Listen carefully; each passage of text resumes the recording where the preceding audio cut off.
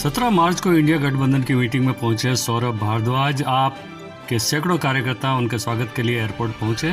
आप मुंबई के कार्यकर्ताओं ने उन्हें स्वागत किया और वहां से सौरभ भारद्वाज सीधे पहुंचे शिवाजी पार्क, जहां पर सभा का आयोजन किया था और उन्होंने वहां पहुंचकर जो मीटिंग थी, जो सभा थी, उसे संबोधित किया। आइए सुनते हैं उन्होंने क्या कहा। राष्ट्रीय और राज्य के नेता और मेरे आगे बैठे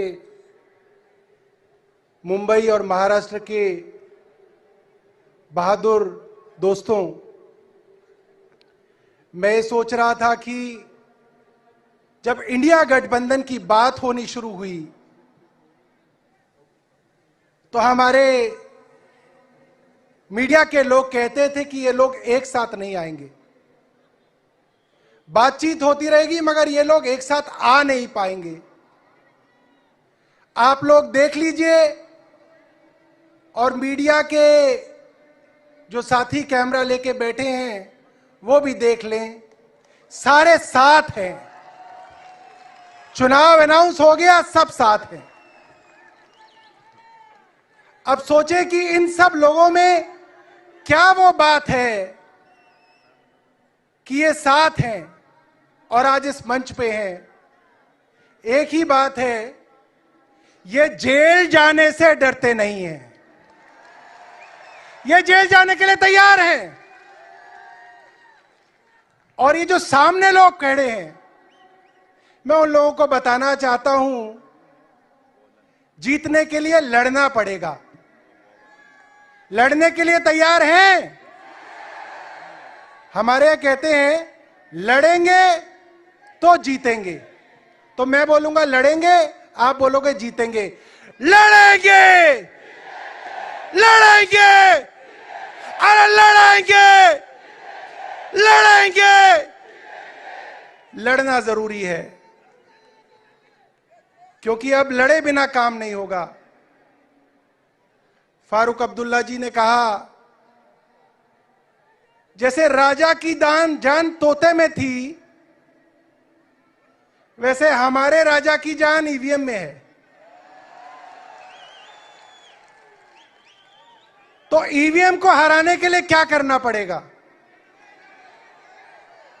तो ईवीएम का खेल होता है 5% का, 10% का। इसको सेट किया जाता है कि 10% वोट बढ़ा देगी ईवीएम, 7% वोट बढ़ा देगी ईवीएम। तो मान लो 10% वोट बढ़ा देगी ईवीएम, तो इस बार 20% लोगों को निकल के वोट डालना पड़ेगा, तो ईवीएम हारेगी। बाद में ईवीएम को खत्म भी करेंगे, मगर इस बार ईवीएम को हराने के लिए लोगों को घर से निकलना पड़ेगा। और अगर 10% पे मशीन सेट है तो 20% फालतू लोगों को निकल के वोट डालना पड़ेगा। डालेंगे वोट? डालेंगे? लड़ना जरूरी है, लड़े बिना काम नहीं चलेगा। इलेक्टोरल बॉन्ड ने भारतीय जनता पार्टी की पोल खोल दी है, मगर मैं आपको बताऊं, ये सिर्फ राजनीतिक लोग इस बारे में बात कर रहे हैं, जनता तक बात नहीं पहुंच रही है। जनता तक बात कैसे पहुंचेगी मैं आपको बताऊंगा। अब मेरे बाद जब बड़े बड़े नेता यहां पे आए तो आप लोगों को एक काम करना पड़ेगा, सबको अपना फोन, उसमें फेसबुक को खोलना पड़ेगा, फेसबुक को लाइव पे चलाना पड़ेगा और सबको फेसबुक लाइव करना पड़ेगा, तो घर घर पर बात पहुंचेगी, वरना नहीं पहुंचेगी। यह बहुत जरूरी है।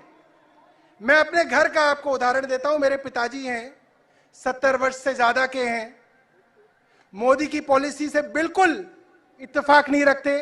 1 मिनट में मैं बात अपनी खत्म करूंगा। मगर पूरे दिन टीवी इतना दिखाता है, इतना दिखाता है, इतना दिखाता है कि कोरोना के अंदर मेरे पिताजी भी दिया जला रहे थे कि भाई पता नहीं दिया जलाने से ही कोरोना हट जाएगा, क्योंकि पूरे दिन टीवी दिखाता है। तो अभी पिछले कुछ दिनों उनको उनके किसी मित्र ने यूट्यूब देखना सिखा दिया, और अब मैं जब घर जाता हूं वो यूट्यूब पे किसी का वीडियो देख रहे होते हैं।